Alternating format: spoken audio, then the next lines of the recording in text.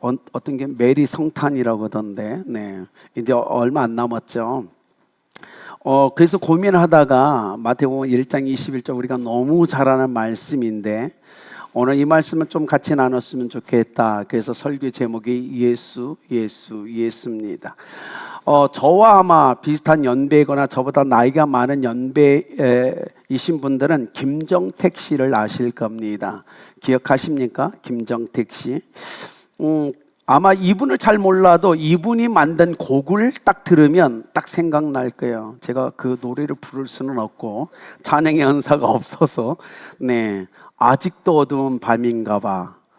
다 아시죠? 모르세요? 저같이 거룩한 사람도 아는데. 네, 가슴이 찡하네요 정말로. 아시죠? 네, 길거리에 그리스도인들도 그냥 길거리에 가다 보면 상점에서 흘러나온 노래 때문에 다 암기가 되는 노래들이에요. 외로운 밤이면 밤마다. 네, 다 이분이 작곡하셨죠. 대중음악의 연주가 겸 작곡가였죠. 지휘자로 1970년대 80년대를 방송계 또 밤무대를 휘어잡던 사람 중에 하나가 김정택 씨였죠. 그런데 이분이 이런 고백을 해요. 화려한 무대를 내려와서 집을 향하고 있을 때 갑자기 마음속에 일어나는 이 불 꺼진 무대를 뒤로 하고 집으로 향하는 자기 마음속에 일어나는 허탈함, 그리고 그 공허함, 말로 이룰 수 없는 고독함이 그의 삶에 계속 같이 있었대요. 우리는 화려함만 보잖아요. 근데 무대에 불이 꺼지고 집을 향할 때 그의 마음이 언제나 대체 이게 무슨 의미가 있지? 허탈하고 공허하며 이 고독감이 항상 몰려왔다고 얘기합니다.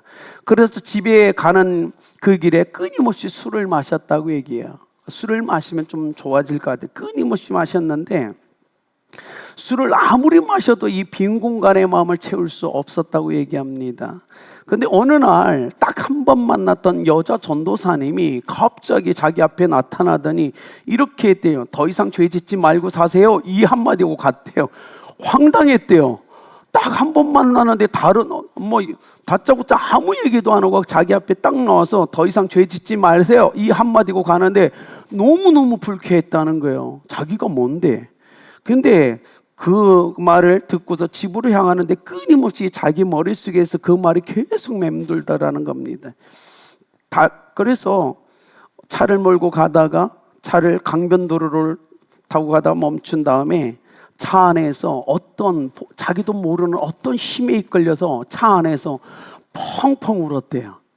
그 말이 계속 머리에 막 감싸고 도는데 헤어날 수 없어서 강변도로를 가다가 차를 멈추고 길가에서 차 안에서 혼자 펑펑 울면서 자기도 모르게 입술에서 이런 고백이 터져 나왔대요. 주님, 잘못했습니다. 살려주십시오.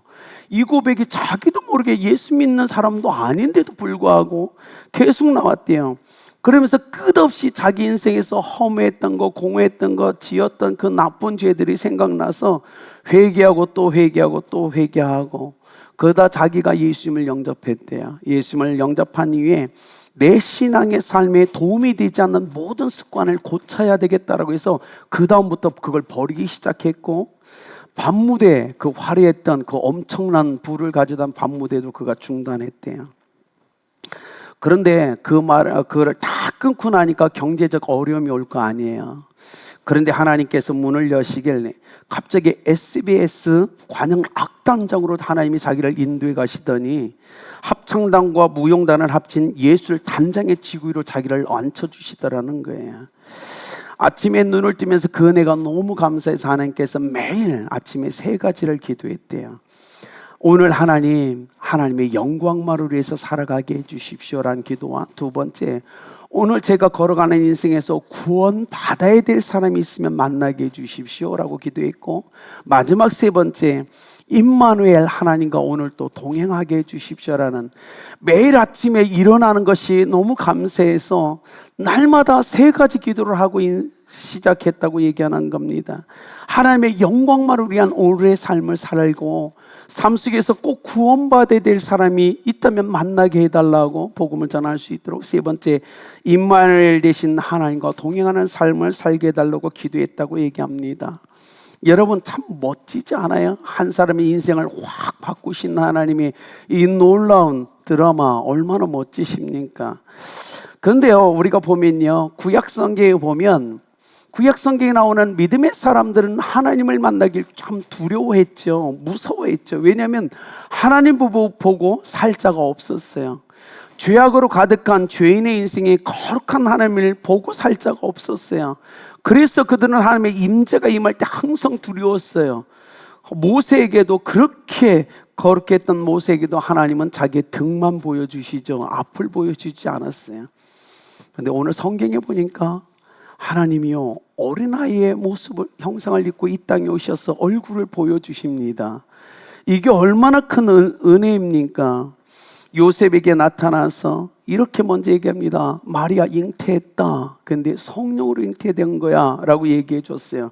두 번이나 끊임없이 요셉의 그 의심에 확신을 줍니다.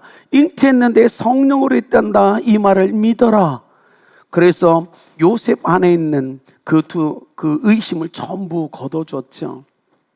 이곳에 있는 여러분, 예수님이 동정녀 마리아를 통해서 이 땅에 태어나신 사실을 믿으십니까? 네, 참 중요하죠. 혹시 못 믿으신 분이 있나요? 예전에 연예인교회, 예능교회라고 지금 있어요. 삼각산 쪽에 가면 예능교회가 있죠. 이 예능교회, 기독교 연예인들이 모여서 시작된 이 교회가 초창기에 전도사님 한 분과 함께 성경 공부를 하는데 마태복음을 성경 공부를 할 때가 있었다고 얘기합니다. 그래서 마태복음 1장에서 마리아가, 동정녀가, 처녀가 임신했다, 성령으로 됐다. 그런데 그 사실을 몰랐던 요셉은 조용히 그걸 끊기를 할 때 천사가 나타나서 성령으로 잉태됐다고 설명해 주었다, 막 얘기하는 거예요. 그런데 그 중에 한 명이 갑자기 그 얘기를 듣더니 물고 늘어떨어졌다고 얘기합니다. 아니, 세상에 믿을 게 따로 있지 어떻게 처녀가 임신하냐, 말이 되냐, 이 황당한 거짓말을 어떻게 믿으라고 얘기하냐. 이 문제 해결 안 되면 마태복음 2장으로 성경 공부 넘어갈 수 없다, 막 따졌대요. 전도사님께 답답했다고 이제 아무리 얘기해도 믿지를 못하겠대요. 아니, 이걸 믿어야 마태복음 2장으로 넘어가는데 안 믿어지니 2장으로 넘어갈 수 없었다고 얘기합니다.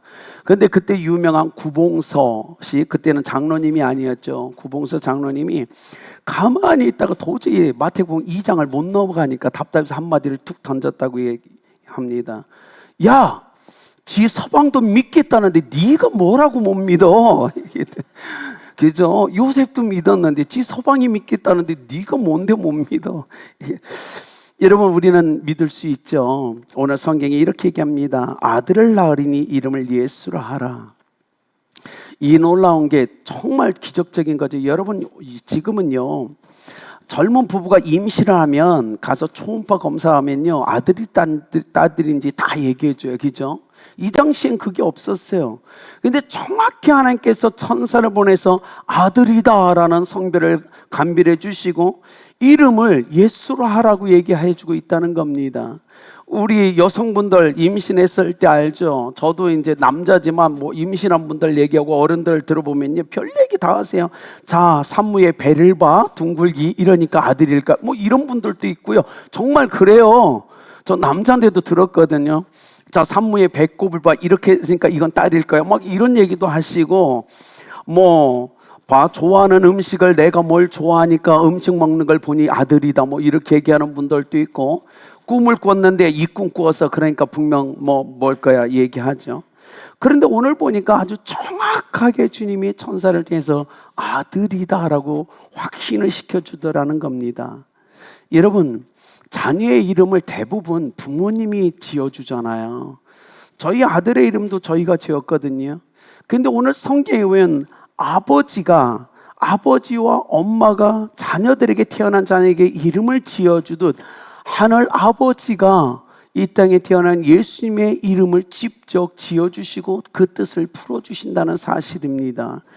예수라는 이름은 이 땅에서 지어진 이름이 아니고 하늘로부터 내려준 이름이라는 사실을 우리는 기억해야 돼요.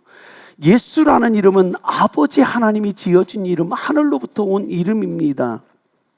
그렇기 때문에 이 이름은 이 땅에 존재하는 그 모든 이름을 통틀어서 가장 높고 가장 높으며 가장 고상한 이름이란 사실을 우리는 믿어야 돼요. 이 땅에 어떤 이름도 예수라는 그 이름보다 고상하고 높으며 아름다운 이름은 이 땅에 존재하지 않습니다. 그 이름은 하늘로부터 온 이름이고 하나님 아버지가 지어준 이름이기 때문에 그렇다는 거예요. 예수, 그리고 뜻을 해드려죠. 자기 백성을 그들의 죄에서 구원할 자. 그래서 이름에 예수님의 사명을 주님이 기록해 놓으십니다. 이름을 기억하라, 이름을 기억하라. 그리고 그 이름에 맞는 사명의 삶을 살아가라. 아버지, 엄마가 자녀의 이름을 지어줄 때 너는 이런 인생이 되었으면 좋겠어, 이런 사람이 되었으면 좋겠어라고 이름을 지어주잖아요. 예수님도 그러셨어요. 하나님이 이름에 그 인생의 의미를 담아서 그에게 이름을 주십니다. 예수. 여러분, 구원자를 보내주시겠다는 이 하나님의 구약의 약속이 예수라는 이름을 통해 이 땅에 성취되죠. 그가 자기 백성을 그들의 죄에서 구원할 자이심이라. 여러분, 우리가 이렇게 얘기할 수 있어요. 아니, 어떻게 하나님이 연약한 어린아이로 이 땅에 오실 수 있는가? 아니, 성경이 말하는 만물의 창조자, 요한복음 1장에서 얘기하는 만물의 창조자가 어떻게 이 땅에 어린아이로 탄생할 수 있는가라고 우리는 끊임없이 질문하고 세상은 질문합니다. 거기에 대한 답은 바로 21절입니다. 자기 백성을 그들의 죄에서 구원하기 위해서 그렇게 되셨다는 사실을 기억하셔야 됩니다. 귀신을 쫓아내며 병든 자를 치유하며 죽은 자를 살리셨던 예수님이 피조물인 인간에게 조롱을 받고 핍박을 받고 치욕을 받은 그 이유를 질문하신다면 딱 하나입니다. 바로 오직 우리를 죄에서 구원하시기 위함이란 사실입니다. 그분이 이 땅에 오신 것, 이 땅에 행하신 모든 것의 이유를 찾으라면 단 하나입니다. 바로 당신을 구원하기 위해서입니다. 나를 구원하기 위해서입니다. 이것이 바로 성경이 우리에게 이야기하는 거예요. 그래서 성경은 이 시간 우리에게 질문합니다. 당신은 하나님의 백성입니까? 예수님의 백성입니까? 이 질문에 대답할 수 없다면 당신은 하나님이 기뻐하신 사람들 중에 하나가 아닐 수 있습니다. 오늘 성경은 자기 백성을 구하러 오셨다고 분명히 얘기하기 때문에 우리는 하나님의 백성이라는 분명한 확신을 갖고 인생을 살아가야 됩니다. 그렇지 않습니까? 여러분은 그리스도의 백성입니다. 여러분, 어떤 사람이 심장 발작이 일어났어요. 그래서 쓰러져서 갑자기 수술을 받게 됐는데 이제 회복이 돼서 회복될 무렵에 원무과에 있는 수녀가 와서 이 사람에게 치료비를 요청합니다.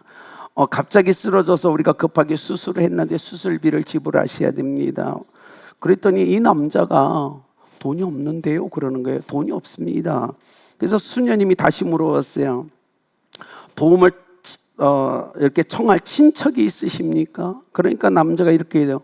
일가 친척이라군요.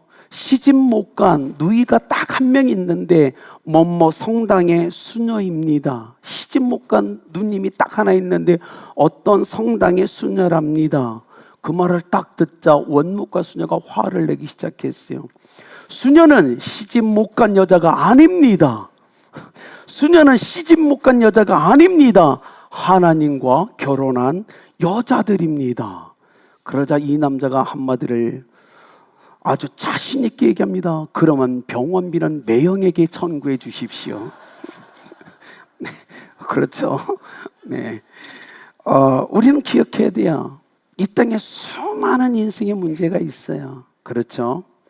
그러나 가장 근본적인 문제 하나를 찾으라면 죄에 대한 문제입니다.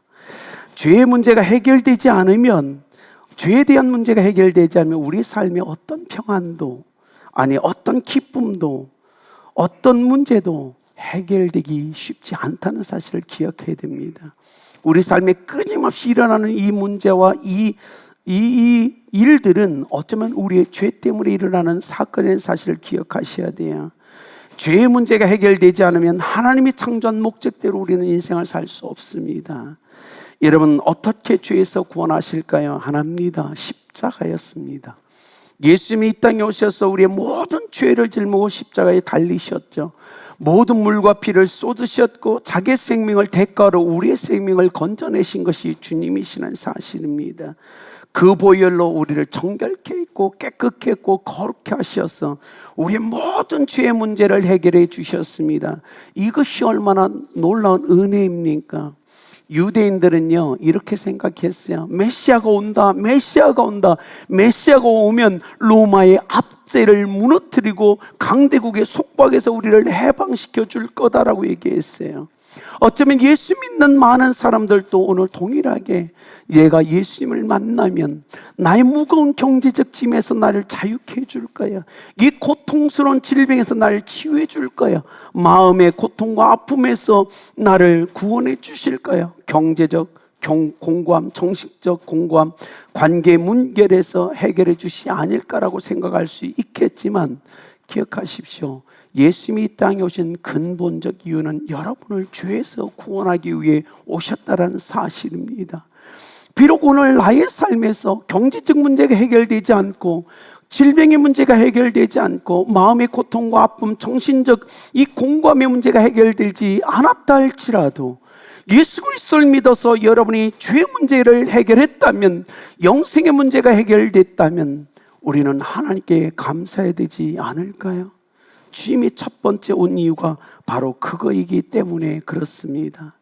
그러니 내 인생의 문제가 아직 많이 남아있다 할지라도 내가 예수 그리스도를 믿어 죄의 사함을 받았고 영원한 구원을 얻었다면 그 하나만으로도 오늘 하나님께 감사하며 인생을 살아가시길 예수님의 이름으로 축복합니다. 하나님은 독생자 예수님을 이 땅에 구원자로 보내주셔서 이름을 예수라고 하셨어요. 그리고 주님이 기대한 게 있어요. 여러분의 인생에서, 아니 이 땅에 존재하는 모든 사람의 삶과 그 삶에 살아가는 사람의 입에서 끊임없이 예수, 예수, 예수라는 이름이 불려지길 하나님은 소망하셨다는 사실입니다. 여러분, 우리가 그렇죠. 누군가를 소개할 때 항상 우리는 가장 중요하게 소개하는 건 그 사람의 이름이라는 사실입니다. 이름을 언급하지 않고 그 사람에 대해서 이야기하거나 말할 수 없어요. 죄와 관계에 대해서 끊임없이 하나님은 사람들의 삶과 입속에서 예수라는 이름, 그 예수라는 이름이 끊임없이 선포되고 드러나기를 소망하셨어요. 단순히 예수라는 사람의 이름만 붙여준 것이 아니라 오늘 인생을 살아가는 삶 속에서 사람들의 그 입술에서 예수라는 이름이 끊임없이 선포되길 원하셔서 그 이름을 예수라고 지어줬다는 사실입니다. 언제나 죄에서 구원받기를 원하는 그 사람들과 그 삶의 모습 속에서 예수라는 이름은 드러나야 됩니다. 그것이 하나님의 뜻이었죠. 오늘 다가오는 성탄절 우리는 기억했으면 좋겠어요. 오늘 우리가 예수님을 만날 수 있었던 것은 우리의 선함이 아닙니다. 우리의 악함 때문이었다는 사실입니다. 나의 훌륭한 공로가 아닙니다. 내 자신의 비참함과 목마름과 연약함 때문에 우리는 예수님을 만날 수 있었어요. 나의 넘어짐, 나의 가난함, 나의 그 죄 때문에 우리는 예수님을 만날 수 있었다는 사실을 꼭 기억하십시오. 여러분, 그것이 얼마나 큰 은혜입니까? 그러니 우리는 겸손하게 감사함으로 예수 그리스도를 높이는 삶을 살아야 됩니다. 그래서 예수라는 이름을 우리가 부를 때 우리 영혼의 향기가 가득하고 마음의 기쁨과 즐거움이 가득하고 설렘이 가득해야 될 거라고 저는 확신합니다. 예수님을 보십시오. 마지막 예수님이 죽으실 때에도 그 이름은 뭐였죠? 예수였어요. 십자가의 형틀의 위에 유대인의 왕 나사렛 예수라고 분명하고 아주 선명하게 박혀 있었습니다. 부활하신 후에도 그분의 이름은 변함없이 예수였습니다. 주님이, 하나님이 오늘 우리에게 얘기합니다. 너의 삶에 끊임없이 나는 예수라는 이름이 거론되기를, 선포되기를 소망한다고 얘기하고 있다는 거예요. 오늘 나의 삶에, 나의 입에 예수, 예수, 예수의 이름을 끊임없이 외치십시오. 그것을 목적으로 주님은 이 땅에 어린 양 대신 그리스도를 보내주셨어요. 우리 남은 인생 어떻게 인생을 살아가야 될까요? 우리 끊임없이 예수의 이름을 불러줍시다. 그 이름을 끊임없이 찬양합시다. 그 이름을 높여드립시다. 그것이 하나님의 뜻입니다. 그리고 그 이름을 뜨겁게 사랑합시다. 그리고 묵상하며 이 연말 따뜻하고 아름답게 성탄절을 맞이하고 보낸 여러분 되길 예수 그리스도의 이름으로 축복합니다. 기도하겠습니다.